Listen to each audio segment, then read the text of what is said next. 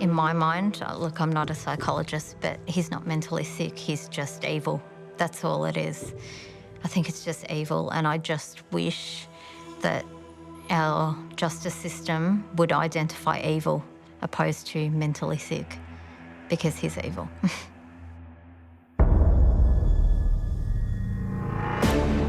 First, he killed his brother. He's my son and I love him. Just stop hurting people. And then he tried to kill his closest friend. Johnathan Dick has struck a Keilor dad with a hammer. When I stood up, I said, let's do this, motherfucker. Adam Shan digs deep to discover the truth about Johnathan Dick. So what happened? Drugs. You're convinced it's just Drugs, yeah. And finds a family living in fear. When will you be satisfied this is all over? When he dies.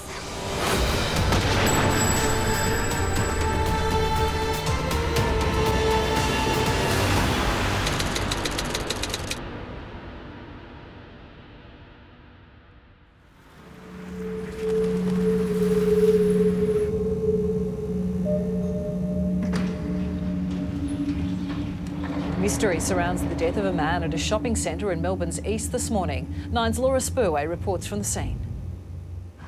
There's still a heavy police presence here. Forensics have arrived and homicide detectives are on the scene, examining an area near a set of lifts in this shopping centre car park in Doncaster.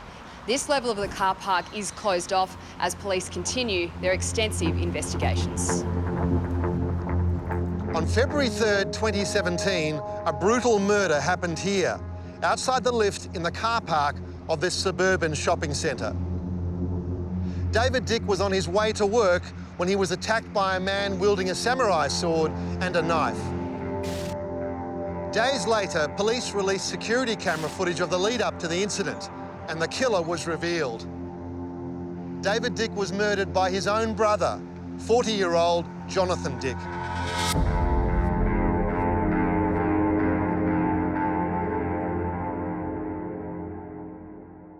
That actual day that I found out that he killed David, I was a bit panicked.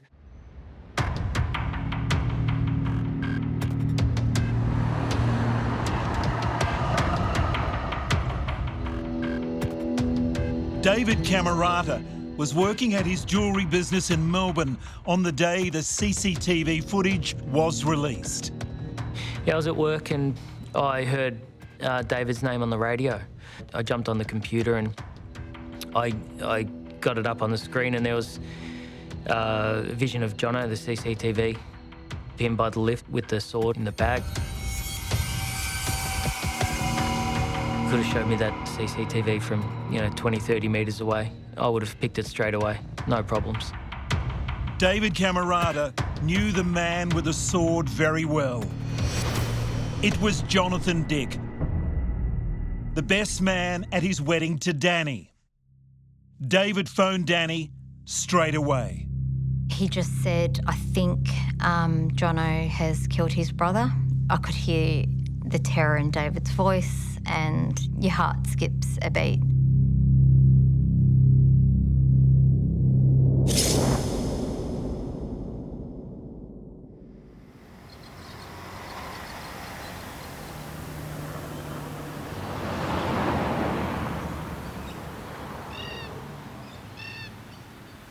David Camerata had once called Johnathan Dick his best friend. They'd both grown up here in Wallen, the last stop on the edge of Melbourne. At the age of 13, Johnathan had moved from a private school in suburban Malvern to a state school in the middle of nowhere. David had welcomed the new kid, but there was always something different about Jono. He was always odd from day one, but he was like, we were just friends, childhood friends, so, there was nothing sinister back then. We lived behind each other, we lived on acre properties. We used to sort of just hang out after school, watch music videos and just general kid stuff,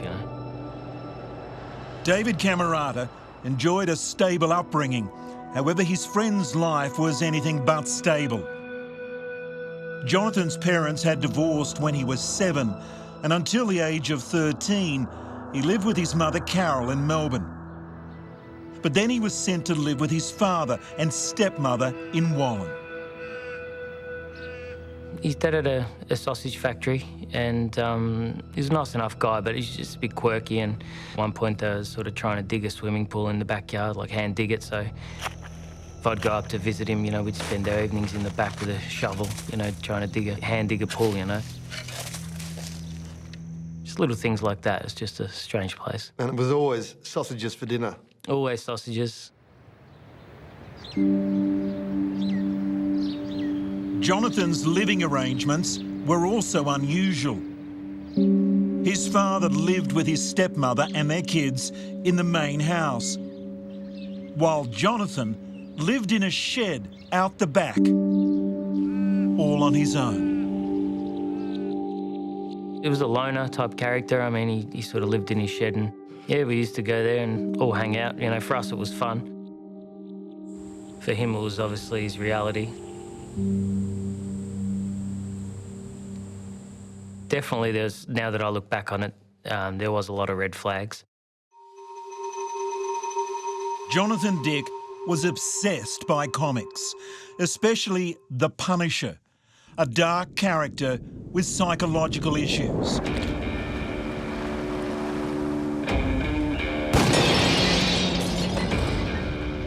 The Punisher was a vigilante driven by revenge, routinely extorting, kidnapping, torturing and murdering those who wronged him.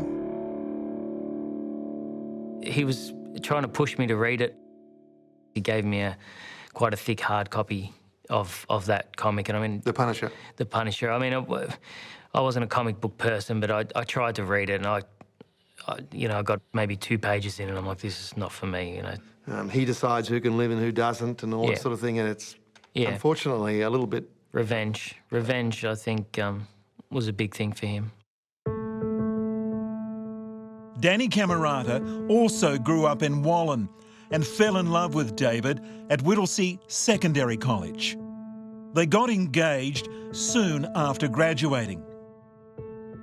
Johnathan was also a fixture in David's life, but Danny could never work out why.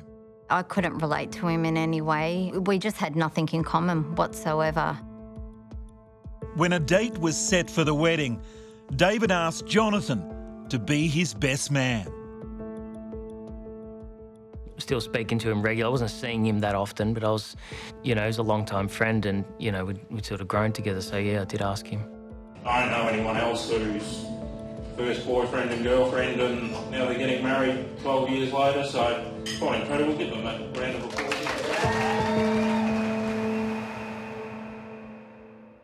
How were you about that?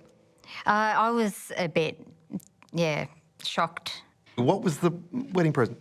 He got a membership for David, a Richmond membership. I'm not into the football, and I think that sort of is a clear indication of his thoughts of the friendship. It was just, you know, David and him doing what he likes.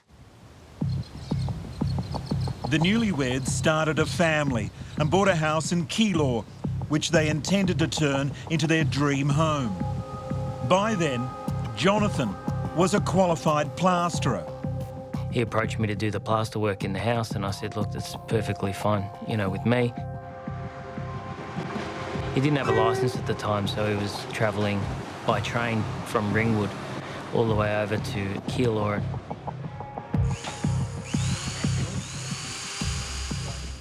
And that's where I started to notice things weren't quite right. Like what? I broke a tiny piece of plaster. You know, it would have only been the size of an iPhone. He just lost it. He was, you know, carrying on, and it was just really odd behaviour I hadn't seen out of him before. It wasn't full aggression, but it was really odd. And when David would ring Johnathan to check on progress, Johnathan would hang up on him. You couldn't please this guy? No, there was no pleasing him. Didn't matter what you did. The friendship ended over fast food. Johnathan had asked for pizza while he was working. When it arrived, Johnathan complained bitterly that it was too big. David had enough and sacked Johnathan from the job. They didn't see each other for 5 years until late one night in 2013. Johnathan turned up unannounced at David and Danny's home. We were at home one night and the kids were asleep and the doorbell rang. And it was quite late. I think it was about 11 o'clock at night. That was odd for someone just to pop in at that time. Called out who was there and he said, it's me, Jono. And I said, oh, you know, what do you want, basically? I was sort of listening by the window. David, he yelled out to me that it's Jono, and then he quickly said, he's got a knife.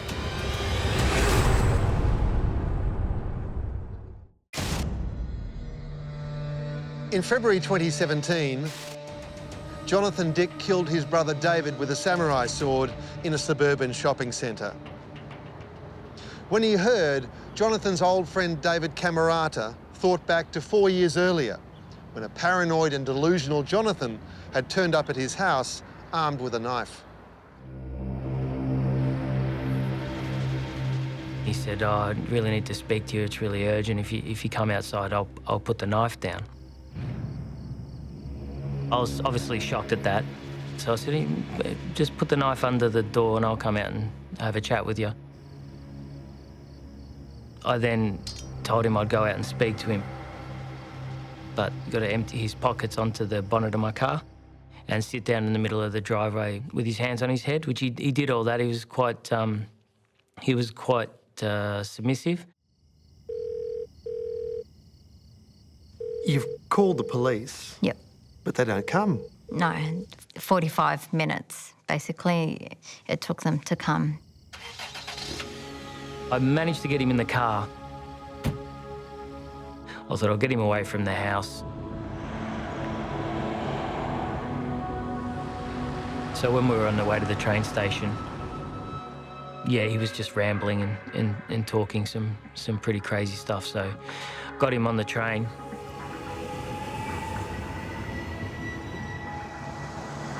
Went back home. I'd actually been home for at least 5 or 10 minutes before the police had arrived. The police advised us because there was no threat, there was no lunge, there was no, I'm going to kill you. They couldn't do anything. There's no charge. But how did you feel? Sick. Johnathan was suffering undiagnosed paranoid schizophrenia. He was finding it difficult to discern reality from delusion. He had travelled all the way from Seymour to David and Danny's house, 3 or 4 hours by public transport, trains, buses, and then on foot. He was seeking answers from his friends for the voices in his head. I was a bit disappointed that there was nothing you can do. Someone can come to your house in the middle of the night with a knife and the police can't really do anything if there's no real threat. I think that's, you know, those actions are a threat in itself.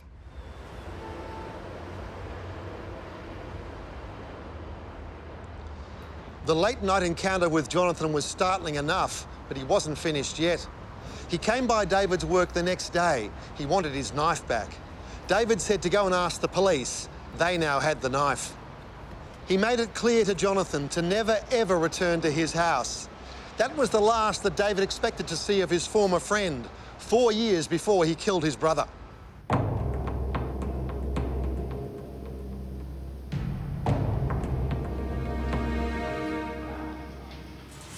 There wasn't an argument that broke out into a fight and then he killed his brother. He attacked him from behind. He waited, he planned, he stalked him. He waited for him to come out of that lift and he struck him from behind. That's a monster. That's not anything but a monster. David and Danny were living in terror, wondering if they were next on Johnathan's kill list. What precautions did you take at that point? We left home straight away and stayed somewhere else.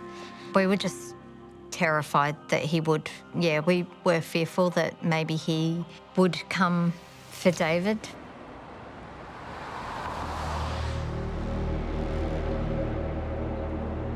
Johnathan Dick killed his brother David on February the 3rd. But it took Victoria Police 4 days to release the CCTV footage showing Johnathan with the sword outside the lift.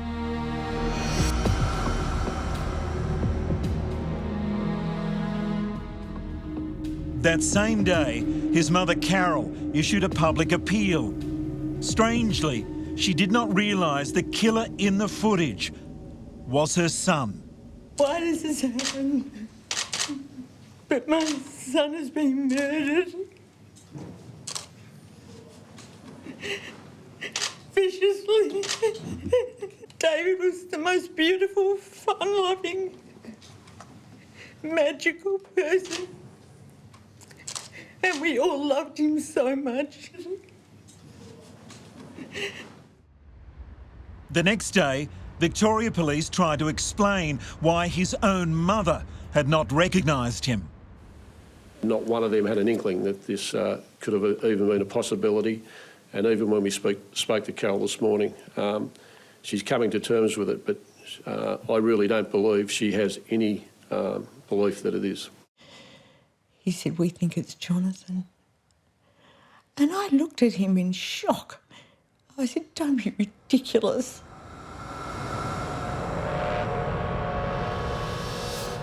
I shouldn't really judge her. You don't know what you would do in that situation. For us to sit back and look at it, it's a bit odd that you wouldn't recognise your son when everyone that knows him Said, clearly "That's Jono, says, look at him, haircut, shape, walk, everything." The way he looked the majority of his life. Kind of in denial, I think you'd probably say. The delay in identifying Johnathan gave him a head start of nearly a week on police, enough time to plan his next move. Police have released CCTV footage of Johnathan Dick walking off after abandoning his car in East Ivanhoe. They've confirmed a sword used in the attack was found in the vehicle. They say he withdrew $200 just 2 days before the killing, and he hasn't accessed his bank account since or used his mobile phone. What we've been told is he would periodically go missing for days and sometimes weeks at a time.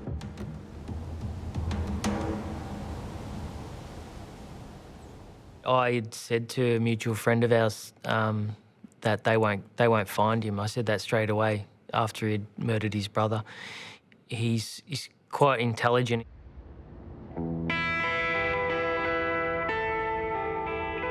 Johnathan had gone off the grid. He wasn't using credit cards. He wasn't on social media. 2 theories were doing the rounds.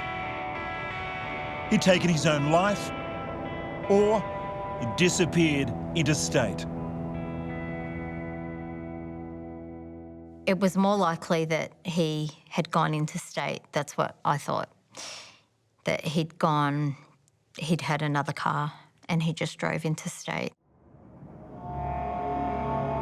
A year passed and the whereabouts of Johnathan Dick remained a mystery. David and Danny Camerata moved back home and were trying to get on with their lives. Then on August 20, 2018, Johnathan Dick was listed as number 2 on Australia's Most Wanted. I think we just were a bit optimistic and hopeful that he just disappeared.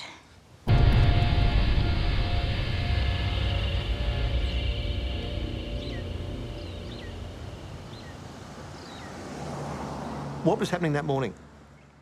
One of my kids was about to do an athletics district race, So we woke up to the kids quite excited, fully dressed in their uniforms. It was one of those really happy mornings where everything was going right and everyone was laughing and giggling. And we said goodbye to David and he walked down the stairs. As I got to the second level of stairs, I felt something hit me in the side of the head. Stumbled back, and then that's when I turned around and saw a guy coming towards me, and he's holding a hammer. It took me a little bit to sort of figure it out, and then I realised it was him. He said something to you? He said, "You had this coming." And what did you say back to him? When I stood up, I said, "Let's do this, motherfucker."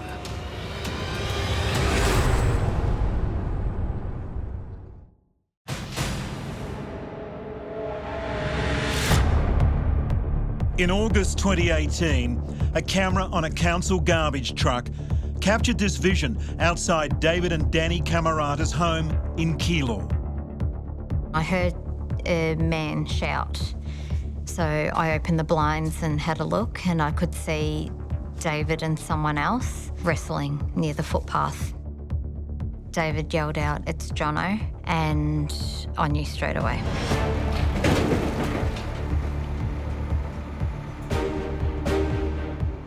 There was a moment where Jono realised you were there and it changed things. He looked a bit surprised, almost as if he didn't want to do it with an audience. He changed from fight to flight. I was watching him run up the street, and that's when I ran over and grabbed the hammer, took off after him. Luckily for Johnathan, David abandoned the chase. What would you have done if you'd caught him? I probably would have hit him in the head with the hammer, for sure, yeah. That's what I would have done. A neighbour's security camera recorded Johnathan's escape on a bicycle.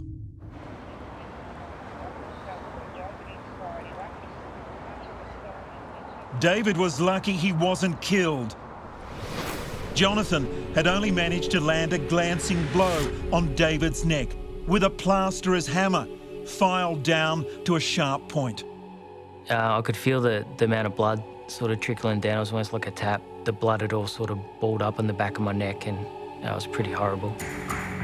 David recovered from his injuries, but a scar is a permanent reminder of his near-death experience. Johnathan had used the same plan in the murder of his brother and the attempted murder of David Camerata. He lay in wait, striking with a samurai sword for his brother and a hammer for his former best friend. Then he had a knife to finish off his victims. A big blow followed by a coup de grace with the knife? I think so, yeah. So I think when he's hit me with the hammer, the knife is either... I've tried to look at the footage to see it, but it's either dropped out of his pocket and gone underneath my stairwell, or he's hid that knife there to wait until I'm knocked out and then go and grab it and finish me off on the driveway. But you stayed on your feet? Stayed on my feet, yeah, so... That's what saved you? Yeah, it did. I've always had a half-decent chin, so it saved me. Johnathan Dick was behaving as if he was the Punisher, the comic book hero that he loved so much. He sought revenge over those he believed had wronged him. Johnathan and David Dick had an argument over money when they shared a house. Much later, Johnathan killed his brother. Johnathan tried to kill David Camerata over a series of imaginary issues related to his mental illness. There was no single event in his life that caused Johnathan's psyche to collapse so completely. What was he like as a kid in terms of his temperament? He was just calm and kind, nice. He didn't get in trouble at school. I don't remember him getting mad or upset about anything. Emma Beattie was drawn to Johnathan in 1991 when he arrived at Whittlesea Secondary College from an exclusive private school in Melbourne. They became best friends. I just felt really comfortable around him. I could be myself, talk about anything, and there was never any judgment from him. He was just really easy to be around, really kind. And what about for him? What did you represent for him? I can only guess that maybe I represented some sort of stability for him. I had a pretty stable home life. They laughed and cried together, as best friends do. But eventually Johnathan revealed he wanted more. We'd been out at a party and we ended up just back at someone's house. There was a whole group of us. He was sleeping on the floor and I was up on the bed and we were just talking. He told me that he was in love with me and I did, you know, I loved him too. I just didn't love him the way that he had felt about me at that time. He said to me, you know, get it. I've never told anybody that I loved them before, not even my mum. And yeah, I was just silent. Just one of those moments where you don't know what to say. I didn't want to say anything to hurt him because he was just so important to me. You even briefly thought about, well, maybe we could give it a go or something. Yeah, maybe. But those words never came. So I think that there was a reason for that. Emma got married, had children, and she wished the same for her old friend, Johnathan. So what happened? Drugs. You're convinced it's just drugs? Yeah, yeah. And what was he doing? From what I know, marijuana, but it was pretty constant. It was every day. Years after they grew apart, Johnathan called Emma out of the blue. He urgently wanted to see her. And he was not the same person that I had seen years before. Johnathan told Emma he'd been having visions. He sprouted conspiracy theories involving old classmates. And then... He told me that he wanted to kill people, that his mum was a serial killer, talk about wanting to slit people's throats, and it was, yeah, really so scary. Out of character. Yeah, yeah.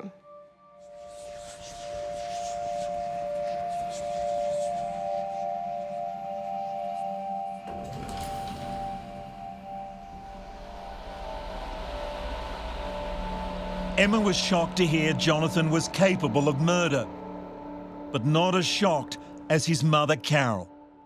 Johnathan there, laughing still, which is wonderful. They look like very normal boys. They are. Brothers. They are, and they were great brothers together. Carol never gave up on Johnathan, even after he killed his brother. Instead, she searched for him.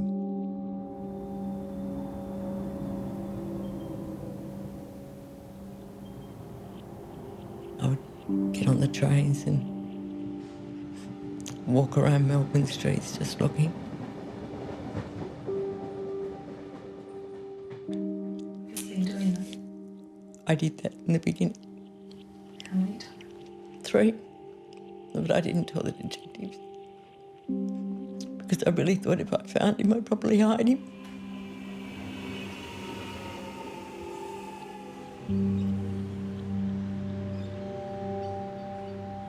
Following the attempted murder of David Camerata, Johnathan goes to ground again, evading all attempts by police to find him.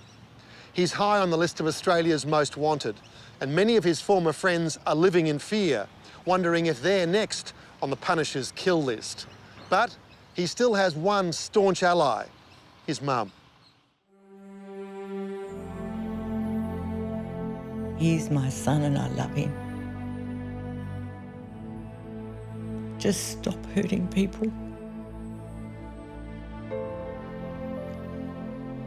Hand yourself in and get the help you need.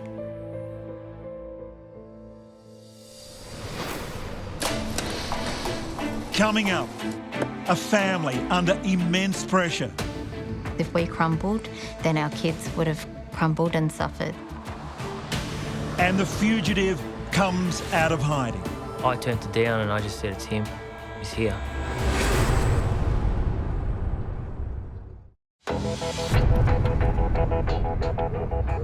One of Australia's most wanted men strikes again. 18 months after allegedly killing his brother David with a samurai sword, Johnathan Dick unleashed another vicious attack. He then fled, prompting a large-scale search on the ground and in the air. By afternoon, the mounted branch had joined the search, with a particular focus on the parkland around Green Gully Reserve as the manhunt intensified. It's difficult to conceive how he's managed to evade police for 18 months and not be given up.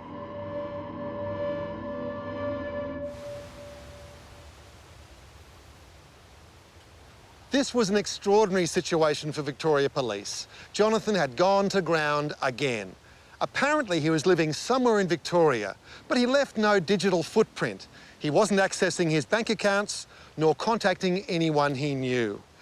David Camerata had survived the hammer attack and given Johnathan a solid beating.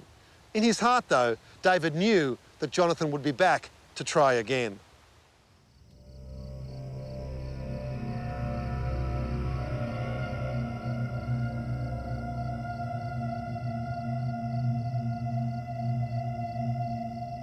It sort of terrorised you 24/7.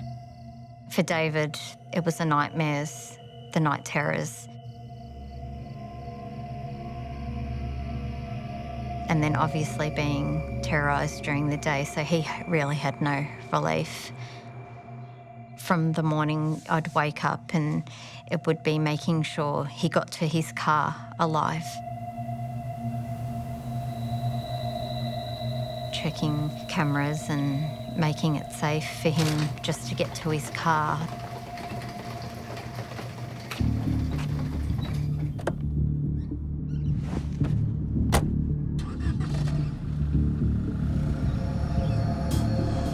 I would track him on my phone to make sure he got to the car park safe.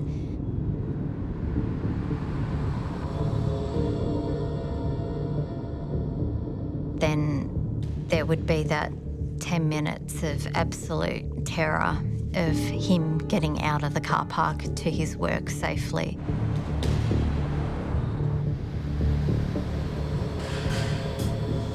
Every trip to and from work, every trip to the bathroom and back, you know, in my workplace, you know, every venture into the stairwell, every walk outside was just ready for war, basically. I had a feeling that he would be watching. I was constantly looking around. And in the city, it gets pretty tiring because you got people walking past you constantly. So trying to keep a distance between people and constantly face scanning makes you pretty tired, but you got to do it. It was during this terrible period after the hammer attack that the Cameratas invited me into their lives as I was making a podcast on their case. They're a wonderful and brave family, and I tried to reassure them that everything would turn out for the best. The police would get Johnathan. I kept saying to you, oh, David will be all right. He's not coming back. You got over him. He knows he can't get you this. He knows, you know, and you were nodding, yes, oh, I agree. But I know you didn't really agree. What did you think underneath? Yeah, broken sleeps constantly. Any noise you hear at night, you sort of, you know, you panic a little bit. You get that sort of fight response. The nightmares came from lots of different things, from me attacking him, him attacking me.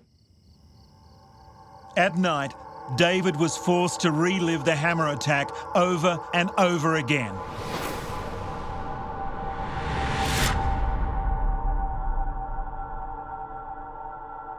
By day, he was tormented by the idea that he had failed everyone, including his own family, when Johnathan had escaped. What they were going through was a direct result of me not holding on to him that day. And although there was a lot of positives, that was a huge negative for me, for sure. Danny, the way she's been able to look after the boys throughout this, she's constantly looking after everyone in the house. She's amazing with the kids. It's been hell for her, absolutely hell. She lost a lot of weight and she's obviously quite a petite lady as it is. I had some concerns for her, but she's as strong as they come. She's basically kept us all afloat. I just had to be, and David had to be strong for them. Like, we did not have breathing space to crumble, because if we crumbled, then our kids would have crumbled and suffered. One of my kids, after a soccer game, just broke down because he could hear all his friends saying, "Come to my house, come to my house." And he couldn't say that. He couldn't say, "Come to my house," just the little things like that. Celebrating birthdays in your own home, not having birthday parties, just telling your kids that they have to withhold so much of themselves. It just really took a toll on them. Their innocence was taken completely. My kids for 12 months weren't raised by their parents. They were raised by, like, shadows of their parents.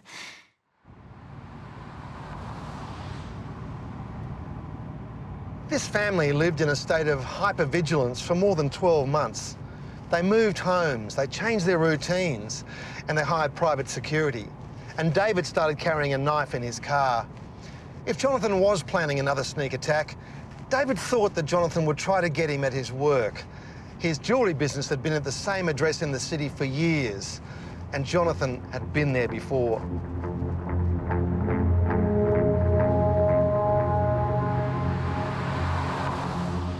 David had begun driving to work in a convoy with his colleague, Dion Raiola. Dion would be backup if Johnathan ambushed David. Both men had taken lessons in jiu-jitsu. If Johnathan was preparing to strike again, David and Dion would be ready for him.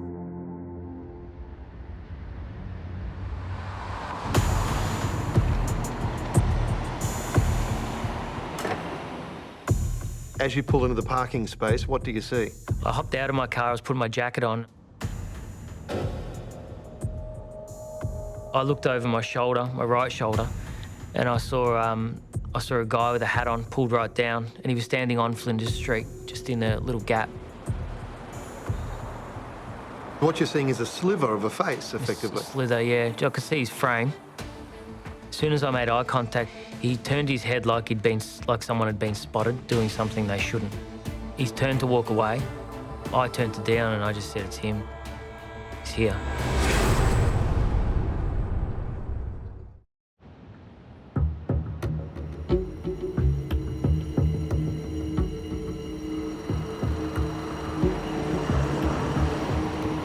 David Camerata's getting out of his car when he spots a shadowy figure in the car park. It's Johnathan Dick, the killer who's terrorised his family for 2.5 years. But this time, David has the upper hand. After all this wondering and waiting for Johnathan, David has the chance to end this ordeal right there in the car park.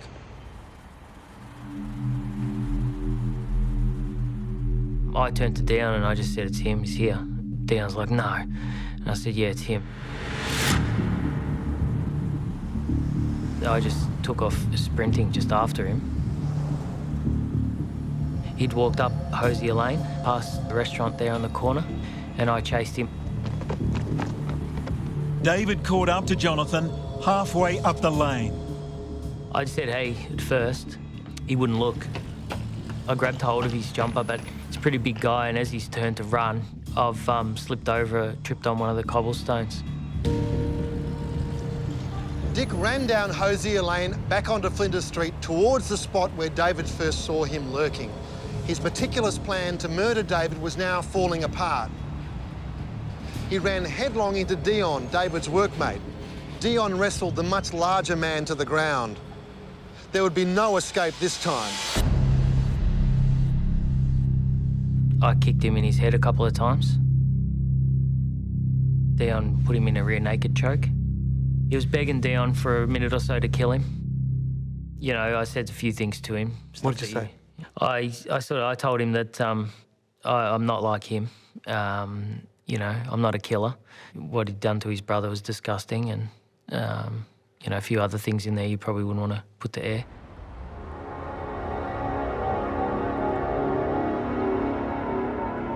I knew it was done. We waited for the police to come, and police put the cuffs on. Australia's most dangerous fugitive is tonight behind bars, captured in a car park after 2.5 years on the run. Bloodied and barely recognisable, Johnathan Dick's time on the run is over. Everyone's happy that he's caught. Davo can sleep easy now, so we're all good. We hugged each other, me and Dion. It was pretty crazy. It was one thing I'll never forget. It was like just a massive weight just been lifted completely. I called my wife, obviously, and talked to her. She was pretty shocked, and then I think she's called you afterwards. That's right. I was shocked then. Yeah. Everyone was shocked. What happened next? It's a bit corny, but the kids and I were just jumping up and down and screaming and hugging and just, yeah, celebrating.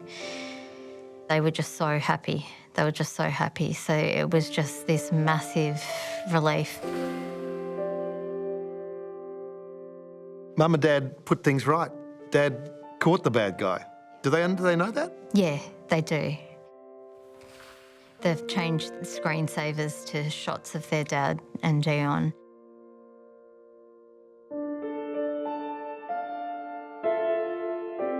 That weight, the idea that you'd let him go in Keilor, but you'd finish the job.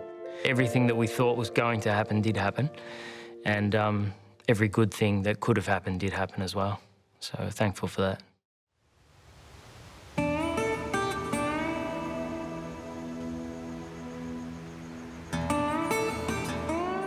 It did take me a week to sort of calm down a little bit. I was still on edge, and I was still thinking whether or not the whole thing had actually happened. It wasn't just a dream. Little things, putting the bins out at night time without a weapon in your hand, or walking out your front door knowing that no one's about to jump out and, you know, try and kill you is a really pleasant thing.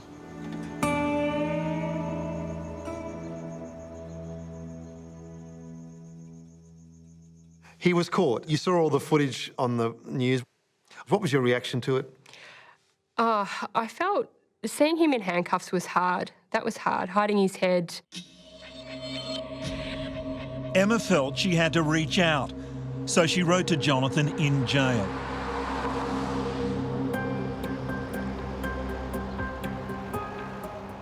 It was a very short letter, and it just said, I wanted to make sure you're okay. I know you came to me for help a few years ago, and I'm sorry I wasn't able to help you more. If you would like to call me, you can. This is my number. About a week later, he called me. Heart skipped a beat? Oh, yeah. Yeah. Next, will justice ever be served? When will you be satisfied this is all over? When he hasn't got a heartbeat, that's when I'll sleep a lot easier at night.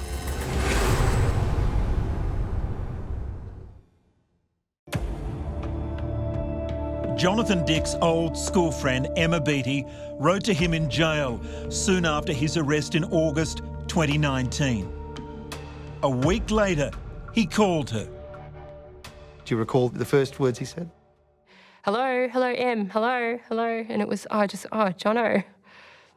And just a million things running through my mind. Take us through the conversation. I asked him if he was okay, and he said, yep, yep.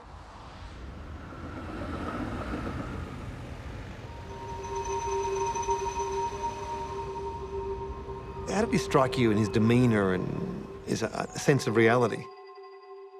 He seemed really confident, which was a different Jono to the Jono I remember. He was really just this bravado that there was. He's happy with how things have turned out. That's what I felt from speaking to him. That he'd done the right thing. Yeah, yeah.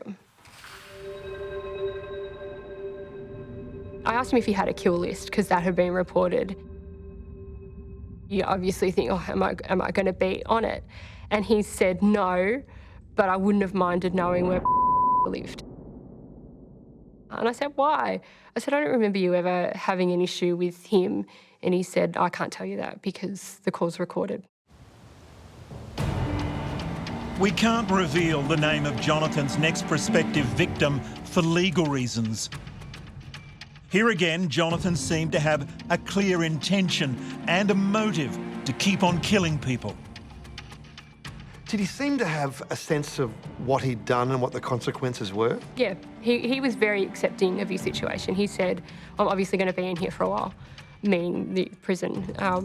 And yeah, he just was really, yeah, it's okay in here, it's okay. And by comparison to being on the run, what did he say about the comparison jail or being on the run? Oh, he said being on the run was really pretty cool, actually. He said he just went wherever he wanted and did whatever he wanted. Is that remarkable? Yeah. And everyone got it wrong. Yeah. I said, well, Jono, did you know you're Australia's most wanted? And he said, I was just living in North Fitzroy. Just living in North Fitzroy? Mm-hmm.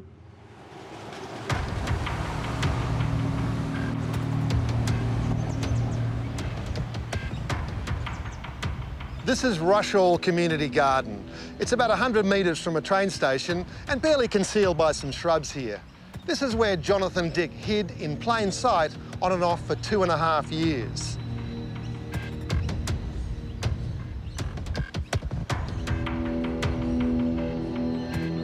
He told police later that he knew if he had no digital footprint, they would never find him. At one stage, police did approach him, but he gave a false name. He knew exactly how to maintain his freedom while he waited to execute David Camerata.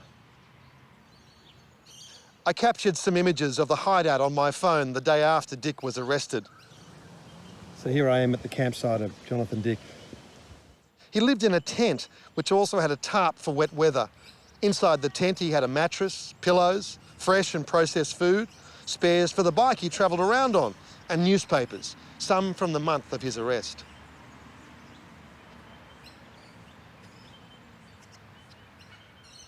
While I was searching for Johnathan Dick all across Australia, he was living just 2 kilometres from my home here in Melbourne.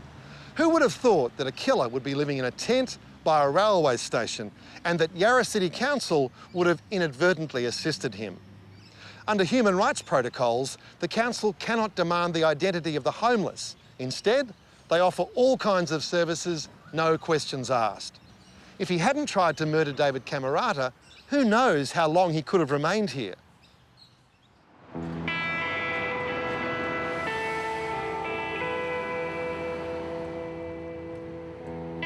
When Johnathan was arrested in 2019, a very long jail sentence seemed a formality. There was no doubt about his guilt. All David and Danny wanted was a number, how long Johnathan Dick would be in prison for. Given the long-term meticulous planning, police believed he would get up to 35 years behind bars.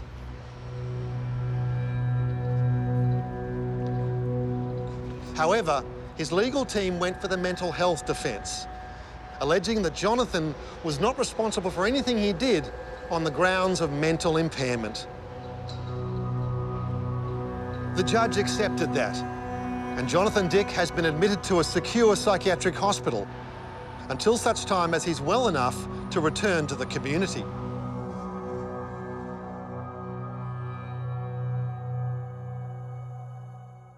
I think this would make people shake their heads at the end of this story, to see the extreme violence, the planning, the evasion of police, killing of his brother, attempts to kill you not once but twice, and at the end of all this, not guilty.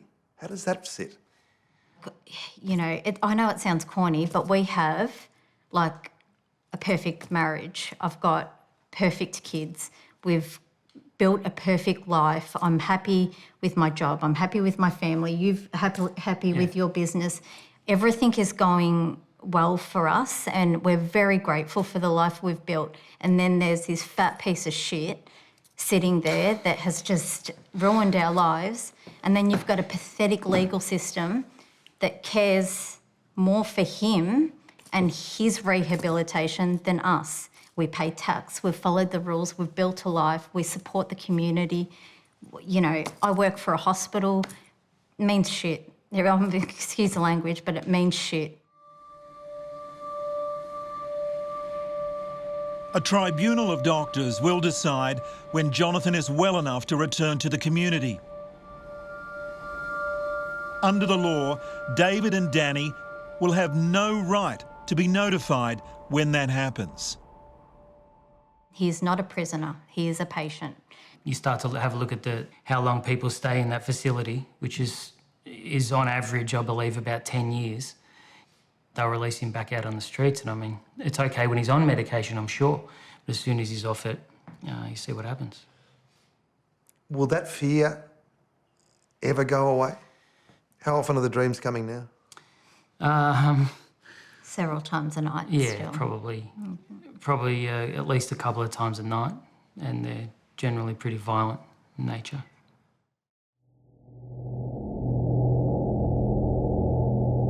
Danny and David feel the justice system has not acknowledged how they have suffered or recognised the very real concerns about their safety. In my mind, look, I'm not a psychologist, but he's not mentally sick, he's just evil. That's all it is.